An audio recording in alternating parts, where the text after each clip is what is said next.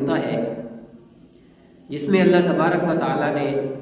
نبی کریم صلی اللہ علیہ وسلم کو حکم دیا کہ آپ ان سے قتال کریں، کیونکہ آپ نے پہلے بھی سنا کہ اس کا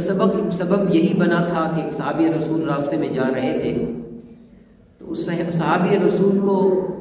کفار نے اور ظالموں نے بے دردی سے ان کو شہید کر دیا۔ تو اسی بے دردی کی وجہ سے آپ صلی اللہ علیہ وسلم نے دل میں سوچا کہ ایک صحابی جو مسلمان ہے اور کلمہ پڑھنے والا ہے، اس صحابی کو اگر بے دردی سے شہید کر دیا جائے تو مسلمان اس وقت تک خاموش نہیں رہیں گے جب تک اس کا اتباع ملے گا۔ پھر آپ صلی اللہ علیہ وسلم نے لشکر تیار کیا اور پھر وہ لشکر جو ہے غزوہ موتا کے مقام پر لڑنے کے لیے آیا۔ تو ایک صحابی رسول حضرت عبداللہ بن رواحہ رضی اللہ تعالیٰ عنہ، صحابی رسول پیچھے رہ گئے اور اپنے قافلے کو آگے بھیج دیا۔ تو وہ جمعہ کی نماز پڑھ رہے تھے اور انہوں نے دل میں یہی سوچا کہ اب شاید میری میدان میں شہادت ہو جائے اور میں شہید ہو جاؤں، تو کیوں نہ میں اس شہادت سے پہلے اور رب سے ملاقات سے پہلے، چاہے میری زندگی بچے یا نہ بچے، تو میں آخری جمعہ آقا انعامدار صلی اللہ علیہ وسلم کے پیچھے پڑھ لوں، تاکہ اس کے بعد کیا پتہ مجھے آگے آپ صلی اللہ علیہ وسلم کے پیچھے جمعہ پڑھنا نصیب ہوتا ہے یا نہیں ہوتا۔ اب وہ صحابی رسول جب نماز پڑھ رہے تھے تو اللہ کے نبی صلی اللہ علیہ وسلم نے نماز پڑھنے کے بعد دیکھا تو فرمایا، عبداللہ کیا آپ کو میں نے اس غزوہ موتا میں نہیں بھیجا تھا کہ آپ جاؤ اور قتال کرو؟ فرمایا، اللہ کے نبی میں نے سمجھا کہ میرا گھوڑا جو ہے وہ تیز ہے، اتنی سختی سے جلدی سے چلتا ہے کہ میں نے سمجھا کہ میں ان قافلے والوں سے بھی پہلے پہنچ جاؤں گا۔ لیکن آپ صلی اللہ علیہ وسلم نے فرمایا کہ عبداللہ، ان کا جو قافلے سے صبح سے اب تک روانہ ہو چکے ہیں، ان کا اتنا ثواب ہے کہ آپ اگر اتنی کوشش کرو کہ سارا دن آپ روزہ رکھو اور نیکیاں کرو، اور جتنی عمر ہے آپ اتنی نیکیاں کرو، تو ان نیکیوں کا ثواب اتنا نہیں ہوگا جتنا ان قافلے والوں کا نکلنے کا ثواب ہے۔ تو پھر خیر وہاں سے وہ چل پڑے اور چلتے ہوئے ایک صحابہ کرام رضوان اللہ تعالی اجمعین کا لشکر وہاں پہنچا ہوا تھا غزوہ موتا کے جو میدان سے پہلے، وہاں بیٹھے ہوئے تھے، اور ان کو اطلاع ملی کہ کفار ہمارے مقابلے میں 1,00,000 لشکر تیار کر کے آ رہے ہیں، اتنا بڑا لشکر ہمارے سامنے تیار کر کے آ رہے ہیں، اور ہم جو ہے 3,000 کی صورت میں تو ہم اس سے کیسے لڑ سکیں گے، اب ان سے کیسے قتال کر سکیں گے؟ ہمارے پاس تو اتنی قوت بھی نہیں ہے، اتنی طاقت بھی نہیں ہے، اتنی جرت اور استقامت بھی نہیں ہے، کیسے لڑیں گے؟ تو پھر حضرت عبداللہ بن رواحہ رضی اللہ تعالیٰ عنہ اپنے گھوڑے کو دوڑاتے ہوئے اس جگہ پر پہنچے جہاں صحابہ کا قافلہ بیٹھا ہوا ہے۔ اب حضرت عبداللہ بن رواحہ نے پوچھا، اے صحابہ کرام کی جماعت، آپ کیوں بیٹھے ہو؟ حضرت عبداللہ نے فرمایا، ان صحابہ کرام نے فرمایا کہ ہمارے سامنے اور ہمارے مقابل اور ہمارے مد مقابل جو لشکر ہے وہ اتنا بڑا ہے کہ ہم اس کو کیسے لڑیں گے؟ ہمارے پاس تو طاقت بھی نہیں ہے، اتنا سامان بھی نہیں ہے، اور وہ تو بڑی بڑی جو ہے گھوڑے لا رہا ہے، اور ان کے لشکر ہیں، اور ان کے جو ہے نیزے ہیں، تلواریں ہیں، تو کس حساب سے ہم ان سے لڑ سکیں گے؟ ہمارے پاس طاقت نہیں ہے۔ تو پھر حضرت عبداللہ بن رواحہ رضی اللہ تعالیٰ عنہ جب گھر سے نکلے تو دل میں یہی تہیہ کر کے آئے تھے کہ میں نے لڑنا ہے اور شہید ہو جانا ہے، لیکن پیچھے پلٹنا نہیں ہے، جان کی بازی دینی پڑے دے دوں گا، مرنا پڑے مر جاؤں گا، شہید ہونا پڑے شہید ہو جاؤں گا، لیکن پیچھے نہیں ہٹوں گا۔ تو حضرت عبداللہ بن رواحہ رضی اللہ تعالیٰ عنہ نے جب یہ بات کی اور پھر کھڑے ہو گئے اور خطبہ دینے لگے، ان کو اس جہاد کی طرف ابھارنے لگے کہ اے لشکر صحابہ، تم گھر سے اپنے بچوں کو چھوڑ کر نکلے تھے، تم اپنی بیویوں کو چھوڑ کر نکلے ہو،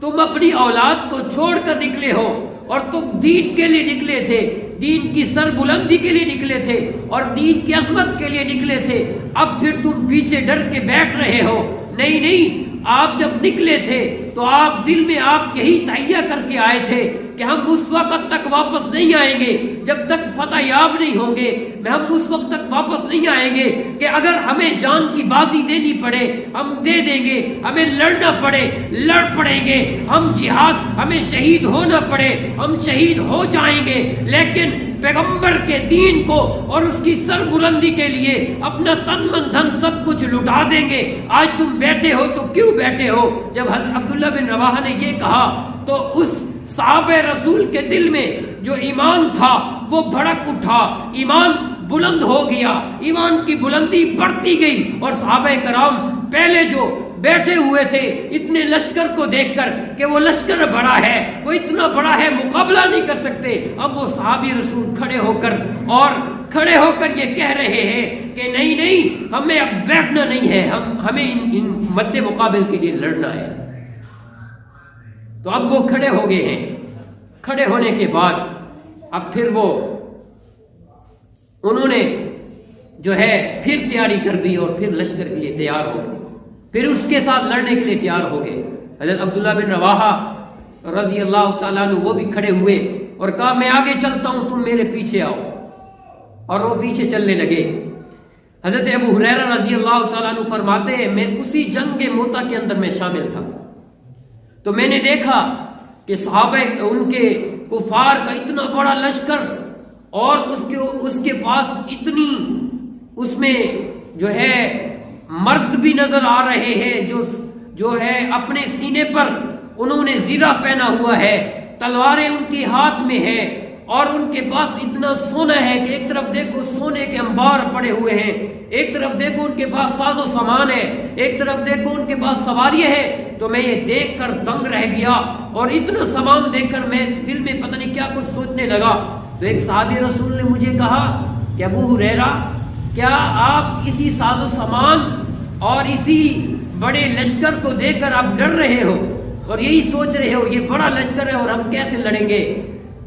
تو حضرت ابو ہریرہ فرماتے میں نے ہاں میں سر ہلایا اور میں نے کہا ہاں واقعی کہ اتنے بڑے لشکر کو دیکھ کر ہم کیسے لڑیں گے؟ تو صحابی رسول نے یہی کہا ابو ہریرہ آپ پریشان کیوں ہوتے ہو؟ آپ نے غزوہ بدر میں نہیں دیکھا تھا کہ ہمارے پاس صرف 2 گھوڑے تھے اور ہم اس دین اور ایمان کی سر بلندی اور دین کے ساتھ اور ایمان کے ساتھ ہم ایسے لڑے تھے، اور ایسے ہم اللہ کی مدد اور نصرت کے ساتھ لڑے تھے کہ 2 گھوڑے ہونے کے باوجود بھی ہم فتح یاب ہوئے، اور آج آپ اتنے سامان کو دیکھ کر کیوں گھبرا رہے ہو؟ نہیں نہیں، بلکہ آگے بڑھو اور ان کے خلاف ٹوٹو، انشاءاللہ ہماری فتح جو ہے انشاءاللہ ہمیں کامیابی ضرور ہوگی، آپ اس کے لیے چلتے بنو۔ تو حضرت ابو ہریرہ فرماتے کہ ان کے بتانے سے میرا ایمان اور بڑھ گیا، ان کے بتانے سے میرا جذبہ اور بڑھ گیا، اور میں اور صحابہ کرام کو دیکھتا ہوں کہ صحابہ کرام رضوان اللہ تعالی اجمعین جب یہ جذبہ بڑھتا ہے تو اس جذبے کو دیکھ کر سارے کے سارے میدان کی طرف بھاگ رہے ہیں، اور اتنا جذبہ اور ان کے دل میں اتنی کڑھن کہ اسلام بلند ہو جائے، اتنی کڑھن کہ اسلام کی سر بلندی ہو جائے، اسلام دنیا کے ہر کونے میں پہنچ جائے، اور اسی کی سر بلندی کے لیے صحابہ کرام آج میدان میں اتر رہے ہیں۔ تو خیر جب یہ میدان سج گیا ہے، اب کفار بھی سامنے ہیں، ایک دوسرے کے سامنے لشکر آمنے سامنے کھڑے ہیں، بس اب حکم ہو اجازت ہو تو ہم لڑنے کے لیے تیار ہوں۔ تو اب جب وہ لشکر سامنے کھڑا ہوا، ایک طرف سے صحابہ کرام کا لشکر ہے اور ایک طرف سے کفار کا لشکر ہے، تو دونوں کے سامنے لڑائی شروع ہو گئی۔ پہلے یہ ہوتا تھا کہ پہلے اس مسلمان کے لشکر سے ایک آدمی کھڑا ہوتا تھا اور وہ آگے بڑھتا اور اس جو دشمن جو مد مقابل ہوتا تھا اس کو وہ پکارتا تھا اور للکارتا تھا کہ بھائی کون ہے میرے سامنے لڑنے والا، کون ہے میرے سامنے میرا مقابلہ کرنے والا. پھر دوسری طرف سے بھی وہ لشکر جو مد مقابل ہوتا تھا ان میں سے بھی ایک آدمی نکلتا اور یہی کہتا تھا کہ بھائی میں تیرے مقابلے میں لڑنے کے لیے تیار ہوں، آ جاؤ. پھر وہ آپس میں لڑتے ہوئے ان میں سے اگر ایک جو ہے وہ رخصت ہو جاتا، چلا جاتا، تو اس کے بعد پھر اور کو بھیجا جاتا. تو اس طرح ان میں بھی ایسا مقابلہ ہوا کہ ایک طرف صحابہ کرام کی جماعت کھڑی ہے اور ایک طرف کفار کی جماعت کھڑی ہے. تو ایک نے آگے بڑھ کر للکارا اور دوسرا مد مقابل وہ ایسا آیا، اس نے کہا میں آپ کے لیے لڑنے کے لیے تیار ہوں. تو صحابہ کرام آپس میں ان کے درمیان جنگ شروع ہوئی اور وہ لڑتے ہوئے صحابہ کرام میں سے ایک آدمی نے ایسا اس کو مارا کہ وہ فوراً ایسے آیا اور ایسے جھپک کر ایسے مارا کہ وہ فوراً وہاں گرا اور وہیں مردار ہو گیا.